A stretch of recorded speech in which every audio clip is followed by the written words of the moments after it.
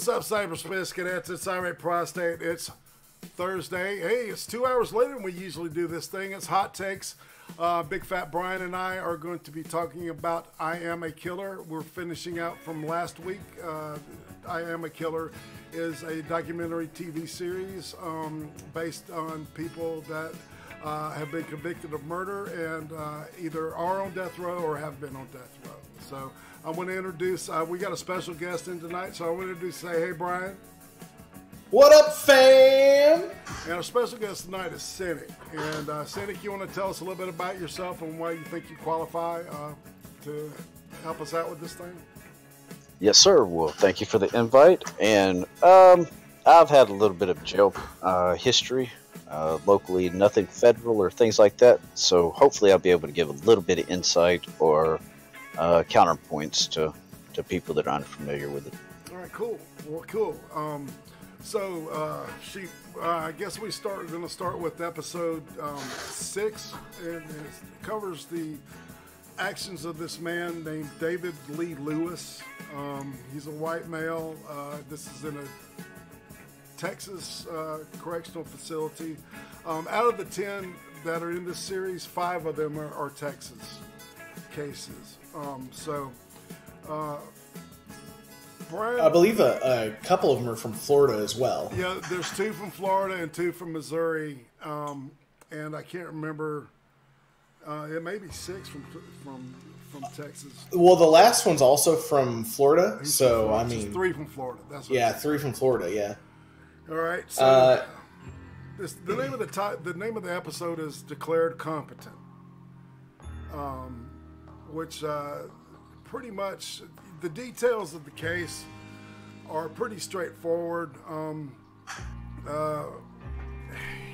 He was getting fucked up on drugs, predominantly meth.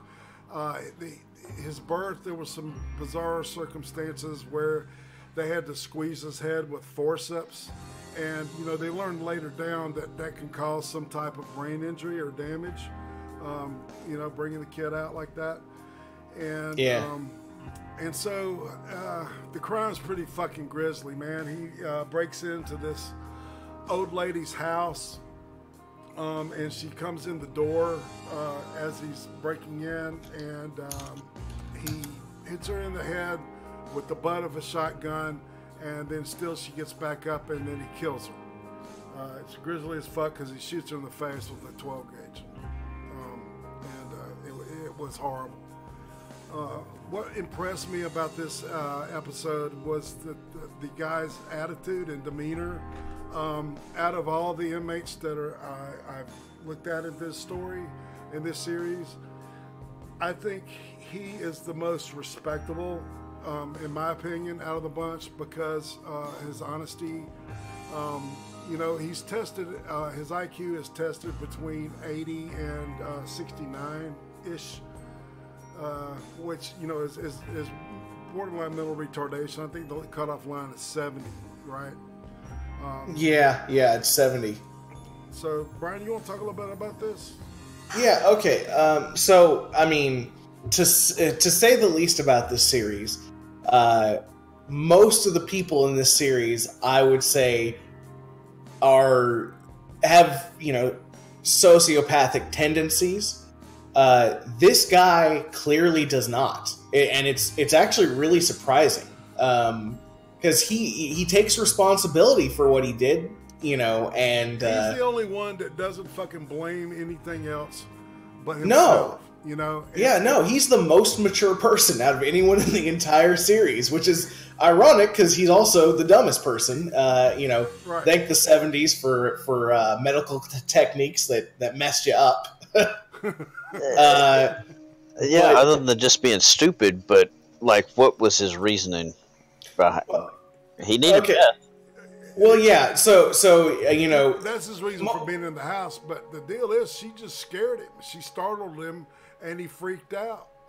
And he fired. He had been strung out on meth. He hit her first, and then he shoots her. Obviously, I'm not making excuses for the guy. I think he is where he is, and he deserves to be where he is. But it's one of those things where if his death sentence got commuted to life in prison and that's what he wanted, personally, I would have no problem with that, because the guy clearly understands that he did something wrong. He's remorseful for doing that wrong thing. You know, a lot of these people have shitty childhoods and bad home lives where, you know, they abuse drugs with their parents and get beat and all sorts of weird stuff. That, I mean, that's no excuse, but clearly it had a really big effect on this guy's life. You know, it's and to see our system basically. You have during the interviews, you have one psychologist that's like, no, he's not mentally capable of understanding what's going on. He doesn't, other than being remorseful, he can't really even perceive the impact that he had on the family of that woman, right? Because he's dumb. He's like basically retarded. Right, but he definitely knows what he did was wrong. And yes, that's true. And it's not like he has a lack of empathy. I just don't think he has talked to the people, you know. And I'm sure if he talked to the family members and shit, he would realize, you know, how it's affected them. And right. I think at one point he does say something like, you know. To the effect of, you know, if it happened to my family, I would be upset. You know, I wouldn't like it. But you know, coming back around, you know, he keeps saying, "I accept, you know, my fate. I'm not fighting this. I deserve to be here because I fucked up." You know, and that's literally the language he used at some point. I can't remember. It's like. Some of these episodes have a weird, they kind of meander where they don't need to be. I think they're just filling up, you know, time in spots, because this is really a cut and dried case, and yeah. Well, I mean, okay, so to the filmmaking aspect of this, right? They try and do you know, character building and create a story arc so that you are drawn in, and that's, you know, in a true crime, I mean, you sort of have to, otherwise you're gonna have about 5 minutes worth of content, which is, hey, this guy shot this person, he's in jail, he's, you know, he's on death row. That's it. That's what you would have, right? But at the same time, there is a little bit of a lean, I would say, politically in most of these. For instance, the intro to every episode, they state that the death penalty was reinstated in 1976. And either, you know, you're trying to drive home a point or you think your audience is stupid, you know? And yeah.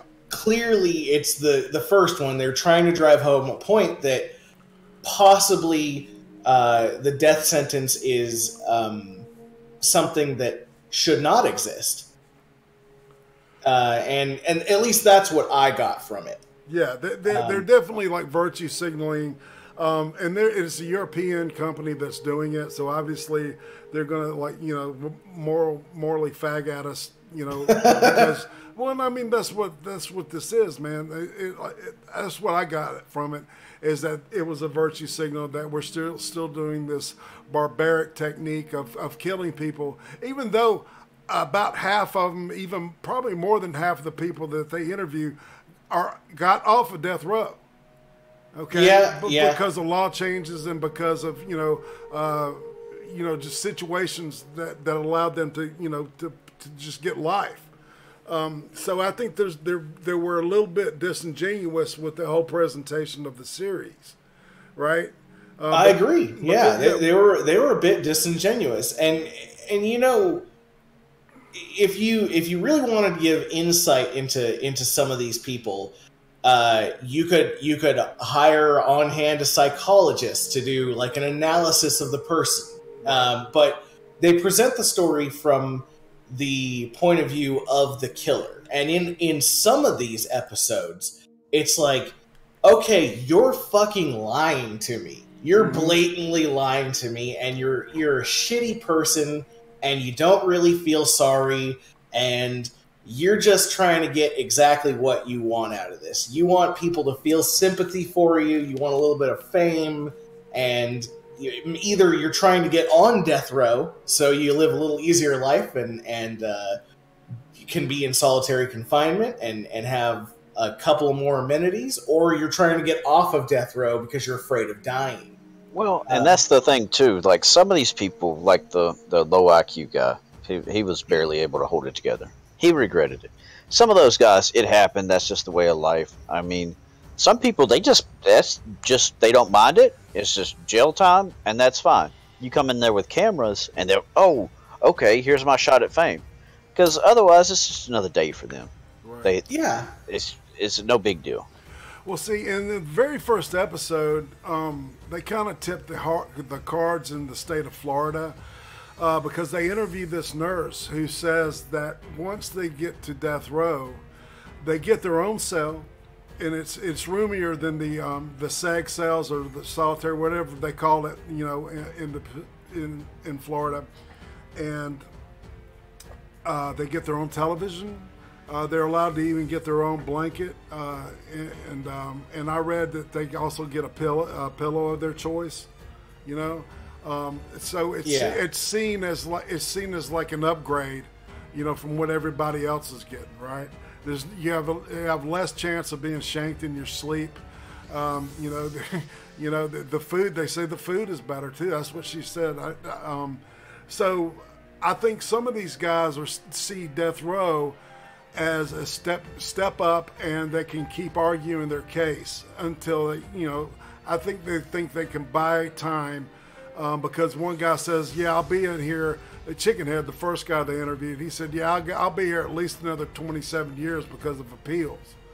And and after the nurse had said that, when he said that, I went, "Ding, ding, ding! This motherfucker's in it for the of course, for the amenities." Yeah. Think about it. So even if you might die on death row, it's still going to be another 30 years. You're going to be at the point where you pretty much want to die at that point. Here's something I don't know. Can they upgrade a sentence after you've already been after, let's say, life in prison? I don't think they can go back and change that under any circumstance. No. What these guys do is they kill somebody while they're in prison. And it's I wanted to save the Chickenhead. He killed his weaker, older bunkmate but he strangled him to death because he was physically huge, man, and it was a lot stronger than the guy. And the guy, the way they worded it, he was exposed in the presence of a child. So I mean, it could have been something that they never got into, what the guy did. But he said, "Yeah, I killed a child molester. So what? The planet's better off, because I did that." Yeah, which is bullshit. The deal is that he wanted to get on death row, and that's how he got it. He was in for life, and so if I'm going to be here, I might as well be here in comfort, because he was pissed. He had mentioned that when they put him in SAG, which is another word for solitary confinement, segregation, whatever. You're segregated out from the rest of the population, from Gen Pop, and he said that he hated it. He didn't have a TV. He didn't have books. All he did was sat there and think for 23, hours out of the day, and it drove him crazy. He said that's cruel and unusual punishment to me, and I'm like, holy shit, give him exactly what he don't want. My mind. But he murdered. Well, he murdered that inmate, and so he got his death penalty that he wanted. Right. So now he's on death row, and he's happier than a pig in shit. All right. I want to go over before we get to the last guy, because he's probably the biggest piece of shit out of all these people. And this is in my opinion. Okay. And I want you to know, CYNIC and people out there, that I don't judge anybody that's been through the system as being a piece of shit unless I personally witness their behavior and listen to their words, because I've had to work with children, that were either on their way into the system or that had got popped into the system because of just bad luck. But that's usually the story that you're going to get, is that either it was bad luck I got here, or I was trumped up, or there's all these different excuses people get in. What's some of the stuff you heard, CYNIC? Because I mean, what's it like being in there with somebody that has killed somebody with their bare hands? Well, my last cellmate, he was arrested for carnal knowledge of a juvenile. That was what he told me. It wasn't hearsay or anything else. The dude looked like Juice from fucking Sons of Anarchy. Oh, really? Okay. Yeah. Fucking shaved head, the whole 9 yards. Yeah, kind of skinny. Yep. Yeah, big nose, yeah. And I show up my first day, and they put me in Gen Pop with him. He tells me the story and everything. I mean, he did that. I didn't carry it on. And that's my main interaction. But in regular Gen Pop, it's just like, fucking, they did the whole cornbread thing. It's like, all right, that's cool. What's cornbread? Talk to us about that. Oh, off of life? You gonna eat your cornbread? It's like, oh, that's cool. Oh, that kind of thing. No, that exactly happened.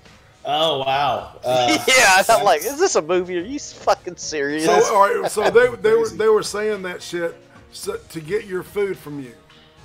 Yeah. Right? So, yeah. And that's also a power play, right? To a certain dominance. Like, let's see if this motherfucker bucks up on my ass, right? And right. And it's usually the ones that really question, their own, I think, virility, sexuality, and manhood has a lot to do with the shit that goes down inside. It's a little bit different in that if I was at, like, KFC and somebody did that, fine. In there, though, yeah, you do have to kind of let them know that you're not a bitch. You can't just roll over and do that. So in that situation, sure, get the fuck up and get it yourself. Here. Would you say that in prison it's like a dog pecking order where there's a pack leader, and if you show like submissiveness to that leader, then you're not going to get attacked. You're protected. In county, not so much. There were groups of people. They sit down. They bullshitted. There wasn't a lot of infighting or things like that. Because hell, most of the jails just fucking drug charges these days. You'll get the occasional bullshit of assault, angry people, fucking alcoholics, things like that. You don't run across a lot of murderers or just serial killer type people. It's just regular fucking people. Right. Yeah. We have the highest incarceration percentage in the world in this state. That's amazing. More than China, Russia, or anywhere else. So our prisons are full of just fucking drunks and drug addicts. Right. You really need treatment.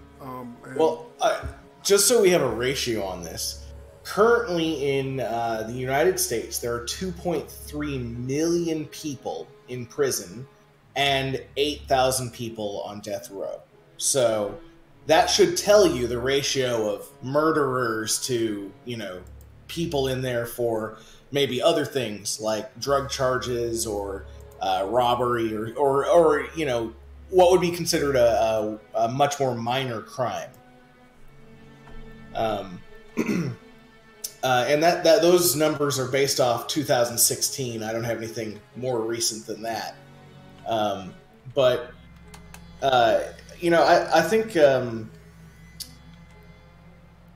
think that there's probably a little bit of a problem, a big problem with sort of how we determine who goes to jail, and this gets back to the argument of, is it for punishment or for rehabilitation?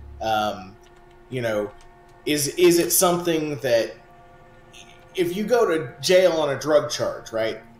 What does it help if the taxpayers are just paying for you to be in timeout for 5 or 10 years, right? Right. You're not making that person's going to regret getting caught for the crime, and probably regret doing the crime in a lot of cases. But at the same time, you're not really helping them, and you're not really even helping the taxpayer or society. You know? No, and especially with like the kids that Irate dealt with, like the majority has to be fucking drugs.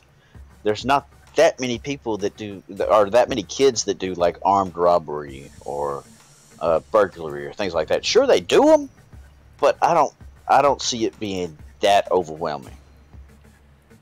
Yeah, I agree. Now, I just learned that Oklahoma beat out Louisiana this year. They have they beat out by roughly 15 people per 100,000. So about 1% of our population in the state is in prison. That's crazy. Damn. It's ridiculous. Wow. Let me ask you this though: do you think that some of the people were like avoiding, like, you know, in county or some type of lockup, that they'll avoid the tribalistic behavior and gathering, you know, like, you know, people declaring, you know, like Aryan Nation, and you know, I'm not sure exactly how the African American groups are broken down to, but you have your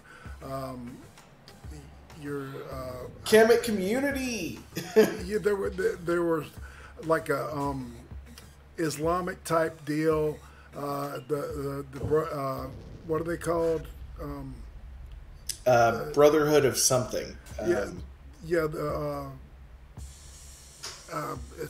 It's a Muslim group, and it came out of Chicago is where it started, the name, and I can't remember it right now. I apologize for that.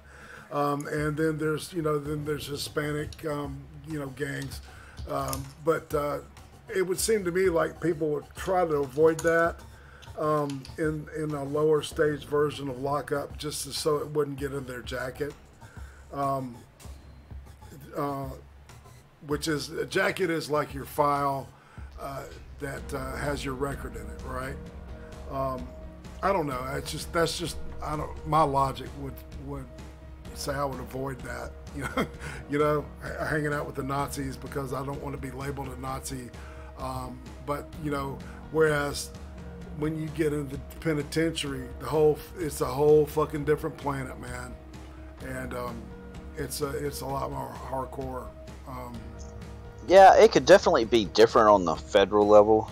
Ours, it was just more of just segregated by race, right. And it wasn't that much. I mean, it's the same shit you see everywhere else, that certain clubs are black clubs or stuff like that. I mean, it's not forced segregation. It's just, hey, I want to hang with the whites, and they want to hang with blacks. All right.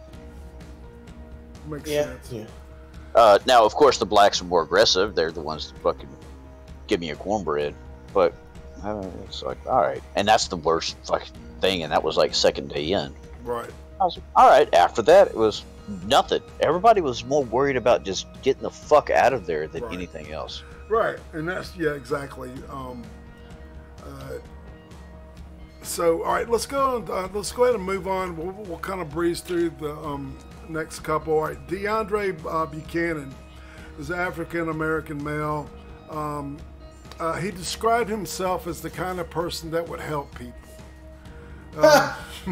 He's in a Missouri penitentiary, right? He said he had a caring heart. But one thing he did say, he said he saw his dead father, and that made a huge impression on him. And then at some point he became like, the corner boy, running money, off of parked cars, and trading drugs for it. And so he meets this really beautiful girl. I mean, she's really a lovely young lady. I mean, she's beautiful, and they get together. They get a house, and he keeps moving them around. And he tells her the excuse that everybody heard was that he was moving them around because of the nature of his business, he was being targeted. He didn't want his family to be, targeted either. But also the behavior was that of a wife abuser. Okay. Oh yeah. And so let's see. Well, can I just moral fag on you here real quick? No. Okay, go ahead. Okay, so DeAndre Buchanan, basically, I have met people like this in real life. Mm-hmm. They claim to be the nicest person. They help people all the time, and yet everyone around them gets dragged down into their shit. Right? Mm-hmm. Yep. This guy, he gets this girl pregnant. The girl's, a lot of people said that she's one of the smartest, prettiest women that was around, in the area at the time. He dragged her down with him into this drug selling, crazy lifestyle. And to be fair, it is part of her fault for going with it. Yeah. But I can understand how somebody who is in love with someone can fall victim to, let's say, them being very charismatic and essentially reassuring them of security and everything, and then turning on them. Because I'm just going to say, when they interviewed him the first time, and he's sitting there telling a story about how, I don't remember what happened that night. It was the drugs. Right. I grew up and had a terrible childhood. Right. And everything. Look, he murdered 3 people. He murdered 3 people. He murdered 3 people who were trying to fucking help him. Right. There was a housewarming party, and he came in and said that he had smoked some pot, and it was almost like he was hinting that he may have been dosed with PCP, right? That's what I thought he was hinting at, to be honest. And the witnesses all say he wasn't high on anything, right? Well, okay. So the witnesses all say he wasn't high on anything. Even if you smoked some bad pot, first of all, where did you get the shotgun? Why did you have a shotgun at this housewarming? It was in the weed. It must have been in the weed, man. It was in a joint. Look, even if you're on, I feel like if PCP had been in his system, that would have been mentioned on this documentary. Yeah, maybe not, man. I don't think there's a lot of due diligence, when it comes into examining the veracity of what the prisoners were saying, okay? Because what they would do was they would record what the prisoner said, and then they would get, somebody on the outside to give their version, and so you were supposed to decide who was, what was what, right? And then they would play the outside person's version back to the inmate, and so they gave them a convenient way to get out of their assertions, right? Or at least own up to it. I think they were thinking that they would own up to it if they heard multiple people say, no, that accounting of the crime is totally wrong. Here's what happened, right? No, okay. I just want to point your attention to chat here. We've got Uzi. This guy was a fucking abominable piece of shit. I agree with that. Adelaide Chaos. A bad childhood doesn't absolve you of your crimes. You are still responsible for your actions. Absolutely. That is absolutely right. Exactly. This guy, just so people are aware of what he actually did, he shot his girlfriend / wife, I don't know if they were married or not, while she was holding their 2 kids in the face with a shotgun. He shot the person, his aunt, whose housewarming party it was, he shot her to death. Yeah. And then he shot, his stepfather? Yeah, it was a step. He shot his stepfather to death. Figure. And it was because he was paranoid that, that they were trying to rat on him or something. He said they were coming at him to the cops, right? And, what really happened was this was a case of, you coming with me, bitch, and if I can't have you, nobody is. And, whoever got in his way was, the people that got shot. And she died protecting their fucking baby. She turned her back around and fell on their child so he wouldn't get hit by the fucking bullet. Yeah. And I mean, it's like, holy shit, what a fucking, oh my God. It's just, this last five really, ticked off of a bunch of emotional bells with me, right? Just because the outrage of just sitting there and the guy is telling a bald-faced lie. But then again, we got Lord Byron in the chat. What up, Lord Byron? Hey man, Lord Byron, what's happening? So he's giving his quote perception of what happened, obviously, right? That's what the I think that's what the producers want you to believe. Well, yeah. Well, and I don't know if y'all have ever been around people on PCP, but Brian sent one of his Mexicans from California over here that was a PCP addict. And that was one of my childhood friends. I say childhood, early 20s or so. I've been in the back of pickup trucks with him with an AK. He never shot me or anybody that was with him. He's never done anything like that. Sure, he was crazy as shit, but it wasn't a matter of, hey, I'm going to shoot my family type crazy shit. Right? Like, no shit. Like maybe, like shooting at a fucking stop sign or something. Even that, man, you can kill somebody, man. You know what I'm saying? That's just like people, I don't know. Oh, yeah. People do stupid shit all the time. Exactly. But purposely aiming a gun at somebody, even playing around, he didn't do any of that. He was just fucking crazy. But I didn't have to fear for my safety or my friend's safety. And you can tell the difference when you're around somebody who, you got to watch your back around, right? Oh, yeah. Because I'm telling you, man, every time I walked through that penitentiary with those kids, and there was only 4 guards, all right? And 2 of them were in the tower, and then there were the 2, one was at the front of the line, and the other one was at the back of the line. And there were literally 150 to 200 inmates just standing there looking at us, right?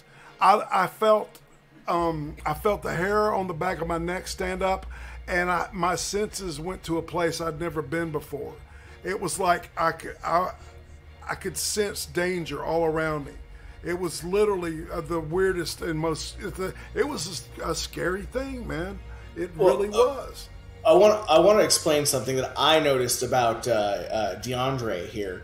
One of the things that I realized from the very beginning, from when he was doing his original interview, is that A, he's extremely insecure, and B, he's paranoid. So just right off the bat there, that's the type of person that you do not want to be around, because you know that if they don't trust you, you cannot trust them. Right. Like, that's, I mean, it's no excuse for any crime he did, but like, man, from a mile away, if I had ever met that dude in real life, I would just no, hands up, walking away, fuck off. Like, I'm not. Yeah, and that's a whole different thing. Plus, put him on PCP. Yeah, fuck that. I'd probably just shoot him at just because. Be like, all right, he was going to do something. See, and they never released whether he was on the drugs or not. That's one thing where the production team really dropped the ball on this guy, because it's like they made it a he said she said thing, instead of having the fucking proof as to who was saying the truth, right? Well, okay, but right before the second interview where they released the police interrogating him, right? Right. Yeah. The video. He's sitting there and he's not acting like a person who's high on PCP. No, he is not. But he is saying that they were coming after him, and he had to protect himself and all this. Bullshit. I think he was trying to sound crazy, right? Exactly. That's what I thought too. Oh, dude. So you read it the same way? Yeah. I thought he was trying to sound crazy, and then when they go to him, now that it's been 20 years after the fact, and they're talking to him, and they're like, "Oh, well, this is the interview, and this is all we found all this stuff out, and it's the second interview with DeAndre." And he's like, "Yeah, I don't remember any of it." And you're sitting there like, "Oh, fuck you! You can see the video where he recounts the entire thing back to the police, and he's sitting there like, "Oh, I don't remember." Like, oh, what a piece of shit! He literally watched the video and then came back with that shit. Yeah. It's just it's frustrating as fuck because you know that the guy, and I'm one of those people that because I have known 3 pathological liars in my whole life, and every one of them got to a point of their lies became reality in their minds, right? Like they were honest, swear up that they thought they were telling the truth. Yeah. But you know, at the beginning when it starts, they know they're lying, and they tell that lie enough. You know, it's like who was that? Goebbels that said that if you tell a lie enough, people will believe it. Something like that. It's something to that effect. Yeah. So that's what So there's a whole family of really sweet people, and there's 3 kids that their dad's a piece of shit in prison, and it's sad. That's the sad part. He's where he needs to be, man. And I think they I have been marking down whether they got death row or not, and he is not on death row anymore. He got off of death row. They didn't go into how he did that. That's one person that needs to be on death row. All right, the next one's interesting, okay, because this dude, he claimed that he and a friend of his went up and murdered these, were going to rob and murder these 2 homosexuals, right, because they were gay. Yeah. And what ended up being the real truth is that the only the guy that's in the prison now, his name is Robert Schaefer. Yeah, he was in and had gotten his friend to accept blame for the other murder. I mean, and it's like, holy shit. And that guy refused to be interviewed, and I totally get that shit. All right, but the deal. Let's see. He was an early military brat, but his dad had gotten out of the army right after he was born, right? And so, let's see. Where am I? When he's explaining that, hey, I'm gonna kill this guy, and you're gonna take half the responsibility for killing the other guy, right? I'm sitting there like, nah, that's not how that works. Yeah, who the fuck agrees to that? Killing him. Well, what they did was he took his friend to this place that was like a hangout spot that for people to make out, right? And and he knew the guy was going to be there because later on we learned that he had a history with one of the victims, right? And let me make sure I've got everything. What kind of history? I can't. To be fair, on this episode, I can't really remember all that much because I kind of wrote it off. The guy was dead for emotion, and he, to me, he wasn't super interesting. I'm sort of surprised they picked this murder case. Yeah, because this is the guy that would beat up his girlfriends. And there was something that didn't add up, right? And I believe he was beating them up because he couldn't get it up, all right? And I think he was gay and just didn't want to accept it, all right? Because at some point he felt like he had to confess. He had been molested by that guy that he killed because the guy pimped him out. And the other guy didn't, the other guy, we don't know about him. But their reasoning, they told the cops when, they made up their story, they said they killed them because they were fags. was the exact quote, right? Well, that was the prosecutor was like, he thought that was a form of defense. You know, like, they're gay, though. Right, that's why we killed them. Yeah, we could do this, right? Yeah, like, it's okay, they're gay. Exactly, and the deal is that he had a sexual relationship with one of the guys that he killed. And whether that was, we don't know what really happened, right? Because he was in complete denial about that shit until it was brought up to him. And so then there's another case that's kind of like that too. So this guy is like, I can't remember, is he still on death row? I did not take that. I took every note on that but him.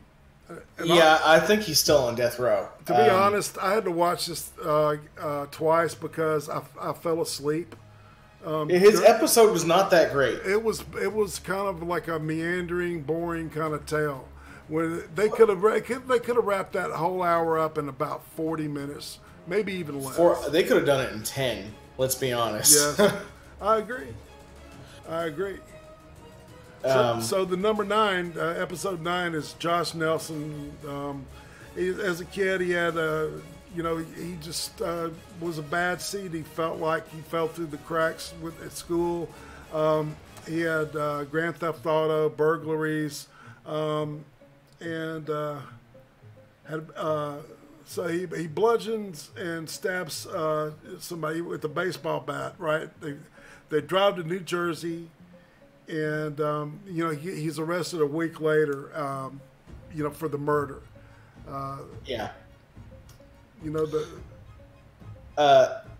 Josh Nelson, the case was basically, the way they tried to frame it was he, once again, had a bad family life. One of his stepdads touched him. Right. His explanation for what he did, he killed one of his friends, actually. And they killed the friend to get his Ford Probe and a little bit of money, and so they could start a new life somewhere else. Right. That's what they killed him for. Well, that sounds legit. Yeah, it's totally a reason to kill out of all the people in this guy's life, his friend was one of the nicer people to him, right? Right. And instead of retaliating at somebody who's molesting you or anything like that, he kills his friend. That's Well, this guy's been the only nice guy to me. Yeah, fuck him, kill him. Right. We need that Ford Probe. So no big deal. We'll just kill him. They have him come out to a housing development that's still under construction, and they say they're picking up money from someone. They're like, I think they were selling drugs or something, and the driver is this like somewhat chubby looking kid who's essentially the goody two shoes of the group, and they get to the back of the car, they hop out of the car, they go to the back of the car, and they're standing there waiting, and their friend's in the front seat, waiting for these people to come up and give them the money for the drugs, and their other friend slices his bumper and goes, "Oh, hey, man, something happened to your bumper back here." 18-year-old, 19-year-old kids, "Oh, fucking my bumper's scratched," So he goes out and goes to look at the bumper, and their friend beats him in the head. This guy, Joshua Nelson, beats their chubby goody two-shoes friend in the head. He's lying on the ground screaming, "I'm not out. Don't kill me. You can take the car. You can take the money. Right. Don't kill me. Please don't kill me." Yep. And he kills him anyway. and so at some point, the guy told his mom about the molestation, and the mom told the her husband, the guy's stepdad, that she would kill him if he ever touched him again. And then the inmate implied, like the guy said, well, during all this time, she was in the house. How could she not know that this was happening? And that's a common. I've worked with people that have been sexually abused, and that is a common resentment, right? That especially in incestuous parental sexual abuse is that the person will resent the other parent more for not stopping it, right? It's a bizarre rationalization process because it really fucks them up. Okay, I'm not excusing what this dude did because the dad told the mom that the kid liked it and wanted him to keep doing it, right? Yeah. And so that's why the mom, I guess rationalized she didn't leave him. 6 months later, it happened again, and the stepdad went and told the wife. Well, I think we should preface this by saying he wasn't like a child. He was a 17-year-old teenager. Right, going on 18, exactly. Going on 18. Like, if you don't like something like that at that age, it's pretty easy to fight back, Right. It's, I'm not, obviously, sexual abuse as a teenager, that's fucked up. But there's a lot of ways to deal with shit like that. Like,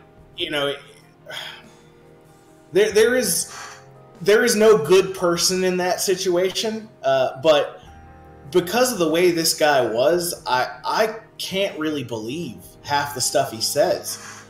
Yeah. Well, on top of that, the first line of his little front page on crime investigation, at times I feel like I deserve forgiveness, that I'm redeemable. Yes. Yeah, that was the first line in his interview, too. Yeah. And so, he's... now, I did take notes on this one because I remember writing it down. He's still on the death row in Florida for this murder. Was he the one that was pimped out with the other dude, and the dude was wondering why he was getting more money because he said, I guess he just sucked dick better than I did. I don't think so. Or is that the one before it? See, that was the one before, yeah. See, they put those two episodes right together, and the facts are really, there's a lot of reflection going on in both of these, and, it was hard. It's hard for my mind in retrospect to separate them, even with these notes. Yeah, the only thing I would say is really notable about this story is that the amount of destruction that this guy did to that family, the family of the victim, was astronomical. Right, and they pointed out that really the family was literally murdered by him, and that's what they said. The mother, like, you could tell she's been distraught for 20 years. Yeah. And his, they show pictures of him and his brother, the victim and his brother, and clearly the victim was like the good kid, and the brother was sort of a pot smoking hippie, but his brother, like, to this day is fucked up in the head because of all that. Exactly. He's his father, who died hoping that this guy would die in jail before he did. It was a sad story, man. Yeah. And really the sadness is with the family. It's the inmate. Once again, it's just he feels justified in what he did, and he's really not accepting a lot of responsibility in it, and except for saying I did it, right? Exactly. There's a difference between admitting that you've done something and accepting, right? And acceptance is a process, but it doesn't take 80 years to fucking go through it. I don't know. I can't judge that, but still, I don't know the guy. It just came off wrong. And so this brings me to the reason I really wanted to fucking talk about this deal, man, was this guy, Wayne Doty. He's the one that's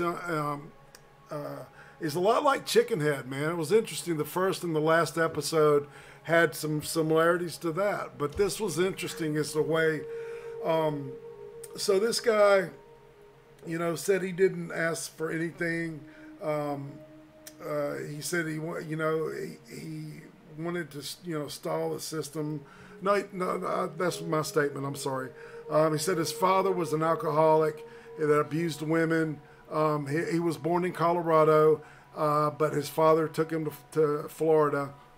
You know, the mother made it sound like the dad just stole him and ran away with him. And because they were still married, there was nothing that the state, you know, could do about it. You know, because he was a legal father and they were not divorced.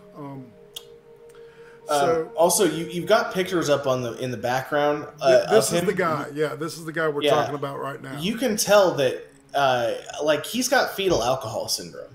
Yes, and also that his ears are lower. The slump nose.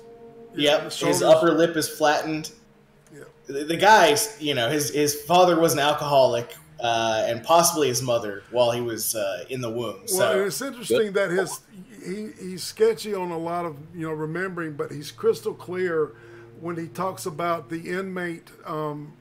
Rodriguez called him a pussy ass cracker. Okay, he remembered that specific phrase, right?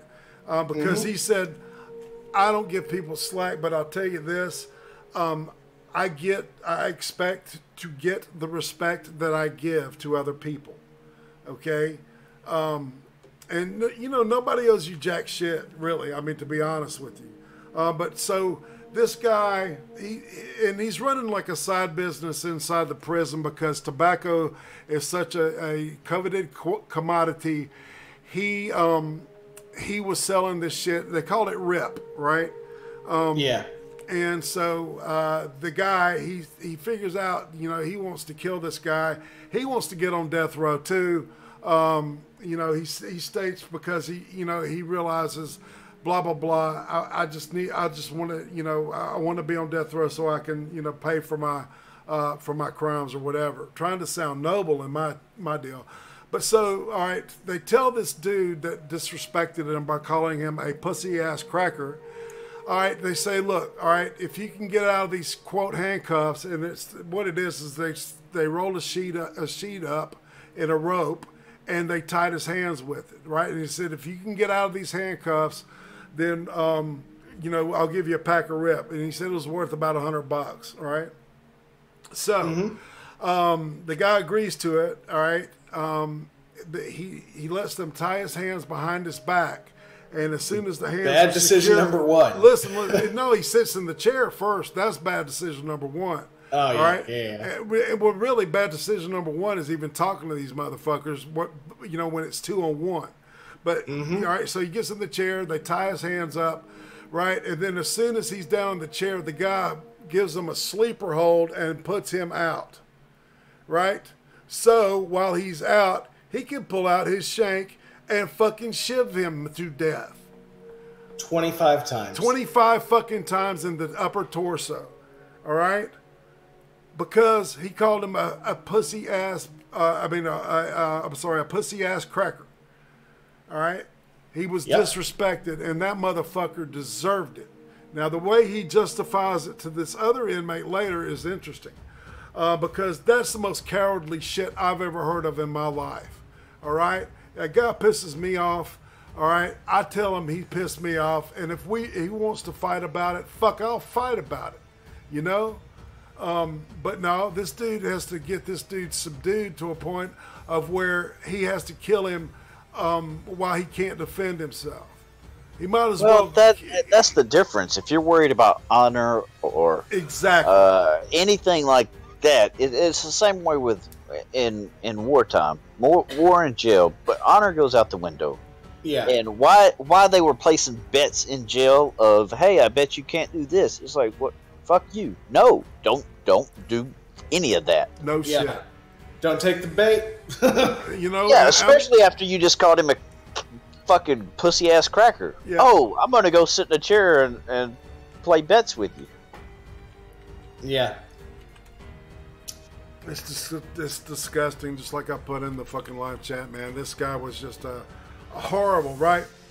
And so he's like, well, now, just like, so he kills a guy inside so he can get a shot at a death sentence, just like Chickenhead did.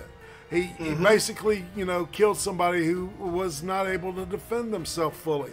It wasn't an equal playing field. And this dude looks small to me, too. I don't know if you catch the picture I'm looking at right now, but he does not look like he's a very big guy. No, he's not. So we got the Napoleonic complex on top of all that shit, right? So let's see. Well, here's I do want to go over one thing. The guy has multicolored eyes, right? Is he in an anime?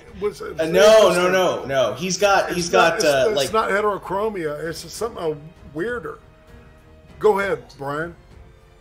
So there's actually multiple studies out there that talk about frontal lobe development, cortex and PAX6 genetics, right?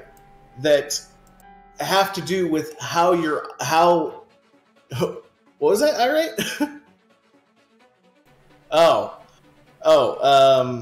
Yeah. So there's multiple studies out there. I've got one here from the NCBI that talks about the PAX6 genetics and frontal cortex development and how you can actually determine parts of demeanor and how aggressive somebody is going to be based off the sort of the way their eye looks, because it's actually an indicator for how the brain will be formed. Oh, wow. There's something that in psychology they say, which is never trust a man with two colored eyes, right? And this guy meets first of all, fetal alcohol syndrome. Right. On top of this, it's just a making for somebody to be a blatant monster. And I read something about there's a sinus size thing that plays into it too with some of these guys. Yes. I had seen a thing on that. All right, what we're looking at now is the guy that this dude took under his wing in prison, and probably told him look here, you're gonna have to suck my dick, and but I'll help you get through this thing. But you got to be my mule, my pussy, whatever, my bitch. Yeah. And, he calls him dad. Yeah, he refers to him as his father, and he's got nothing but good things to say about this guy, right? And the way he explains the way he killed the guy was like it was a him or me situation. Like it was like life or death, and and that's just the way it happened, man. You just got to defend yourself, Well, I mean, to that I say, okay, it was life or death, but then he wanted the death penalty.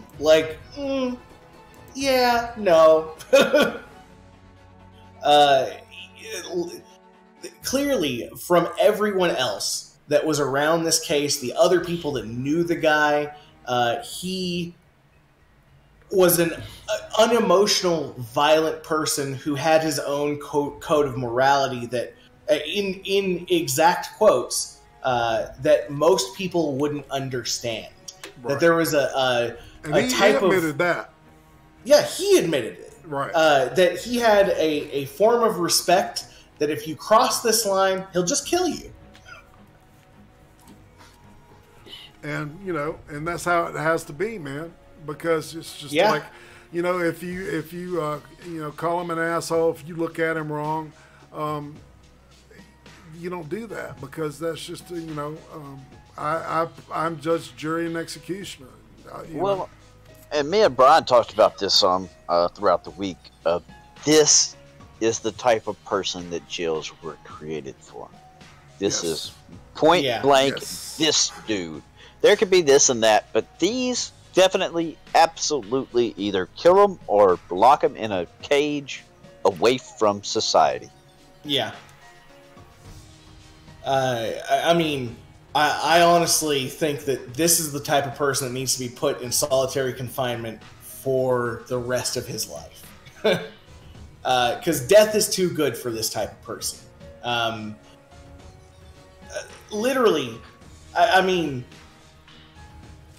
in no way was he remorseful at all.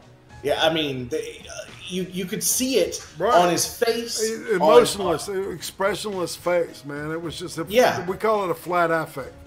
Yeah, flat affect, no apathy. Flat as a board. I would say he's flat as a board was how I would refer to my coworkers. You know, it's like, you know, this guy has no affect. He's just flat. And so, you know, and so the guy, because I think his motivation for getting on death row is the same one as Chicken Heads, is that he wants the TV, he wants the fucking blanket, he wants the books to read, you know. Yep. He wants the slightly bigger room than what they give you in SEG, you know. Nobody watches you shit. You know, so that's all luxury. That's this guy wants it to end quickly as possible. He's waiving all appeals. He's wanting to get through this just as quickly as possible, and the state is fucking this guy, because even after he stabbed the inmate, they changed it so that you have to have a unanimous court juror. So they had to retry the dude and get a unanimous jury to get the death sentence. Yeah, but they had no problem getting that though. Yeah, they got that after another trial, and then he still has an appeal pending now that he doesn't even want. He says, I have to do it says he has to do it, but after that he says, no, I'm waiving any other appeals. Just get it over with. Let me ask you this though. Could he be bullshitting, and in reality is that as soon as the camera's gone, he's going to do this appeal, and then he's going to push, you know, he's going to keep pushing in the system until he exercises, you know, all possible, roads, so he can, you know, keep up with these amenities. See, that's my brain. I don't know. That's just the way it kind of seemed to me. Well, it may have seemed that way, but they even had footage from his. It was his trial, right, where he told the judge, "Nah, you know, do your worst." Basically, is what he said. And that was to the judge. So I mean, there's no sugarcoating of, oh yeah, I was just playing, man, just play it. Give me another appeal. Well, I think he was playing a reverse psychology game on them people. That's not going to work on a judge. Well, not on the judge, but on the jury, it might, right? You know, and instead of pleading, you know, it's like there's somebody that's like, the way he worded it, it was like, hold on, you know, don't look at the, you know, all the evidence the way it is. Look at it the way that it compares to the law. And if somebody thinks that the law is unfair to begin with, you know, there's your reasonable doubt. There's your one juror right there that kicks it back to another hearing, right? Yeah. And so, hey, Irate, I'm running low on time here. Okay. Well, do you think I'll just give my rating and then let's just go ahead. Let's go ahead and wrap, man, because I think we've covered this thing. We did an hour and a half last week, and so I think, you know, 2 hours and 40 minutes is plenty for this series. So what's your take, brother? You know, I'm gonna say you're absolutely right on the fact that they didn't really go into too much detail. They didn't bring up enough detail for the cases, and they really could have done more on that. And I'm even going to say that this doesn't really qualify so much as a true crime as it does sort of just storytelling. Yeah. So, I mean, if it was, I feel like true crime documentaries have to have a little more specifically about the crime. And they sort of, in the beginning of the series, they did a pretty good job of that. Like the first 2 episodes, they had all the crime information. And then later on, it mostly became about the interviews of the family and the interviews of the inmates. So, you know, it's got some interesting insight. But, you know, the impression I'm left with after everything is said and done is that most of the people on death row deserve to be there. Right. And that they didn't really, like, they did a great job of story building, but they didn't do a great job of bringing you the information that would make you draw your conclusions as to whether or not they deserve to be there. Other than, in a lot of cases, Adelaide Chaos. Oh, sorry, I thought she said expected to hear more. She said excited to hear more, though. I expected to hear more on the legal aspect of these. Well, and that's what the deal was. Uzi Q made a remark like, this wouldn't even be, a good ID show. No, it wouldn't. Investigation Discovery, because it was just, it's almost like there was some kind of mechanical aspect to the process. And it was, they even used a couple of what do they call them? Stock shots that they had established earlier in the series, over and over again. So there was a lot of laziness going on there. The writing was almost minimal to nothing. They just when they did put anything into it, it was trying to slanting shit, is what I call it. Yeah, there was definitely a slant on a lot of things. I definitely a bit of a left lean. In the aspect. Here, the most surprising part of this is that it leaned the people that were not white were less than the white people. In other words, there were like 7 white males there, and then 3 non-white males. Which is the only thing. And I think if it had been done by an American company with the same kind of political idea, I think it would have been a lot more, right? They would have gone. Well, I mean, but it tells you a lot, though, being that there were only look, I don't know what the exact ratio on death row is, but the only 2 black guys that were in the show, one of them had like protesters and advocacy for him to get him off. And it's like nobody else, especially not the guy that was retarded. Like, dude, I feel like somebody should protest for that guy. No shit, man. Yeah, if anybody deserves it, he does. Yeah. So I think it wasn't that great. To be honest, I'm giving it a 6 out of 10 because it wasn't any worse than Full Metal Alchemist, the live action version. God damn it! I know, but it was on par with that, I would say. Do you think that they glamorized this more so than other shows?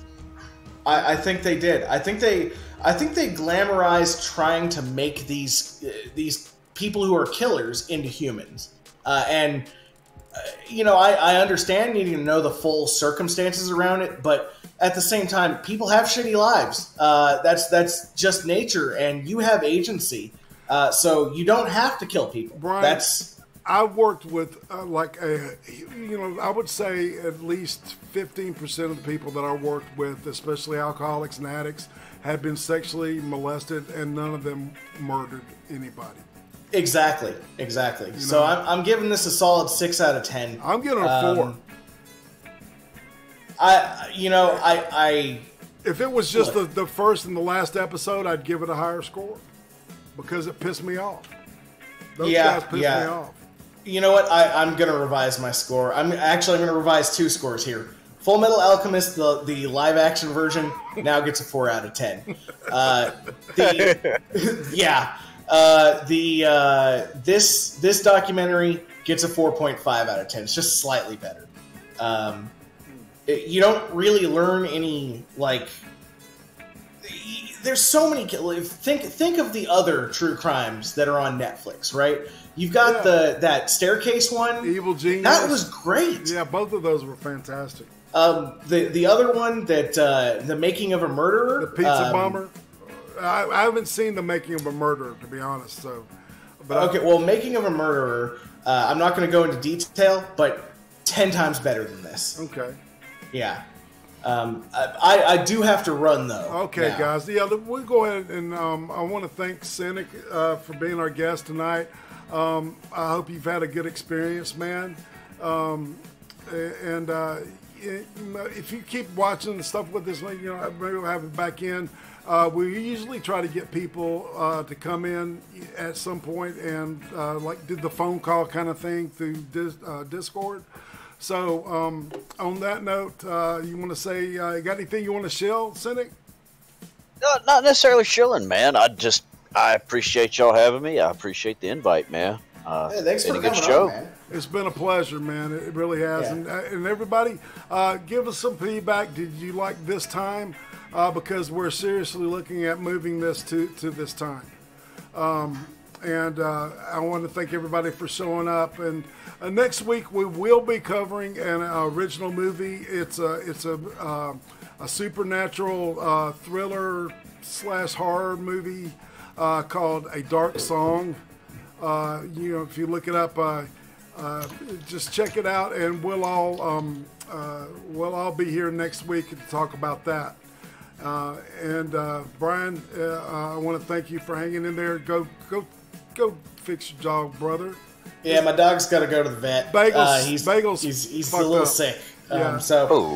Yeah. Luckily it's not. It doesn't look to be so horribly bad, but Thug Life guys. I'll see you next week. Hopefully, I won't have to cut it short. I had a good time talking about the series. Actually, it's probably more fun than watching it. Exactly. So, later. Thanks, guys. This is Irate Prostate saying this is another one in the bucket. Take care. Tomorrow night, Cream Stream special 1 year anniversary. You won't want to miss that. It'll be the current panel plus some old faces. So come on by and hang out. Until then, this is Irate Prostate saying I'm OUT, and see you later.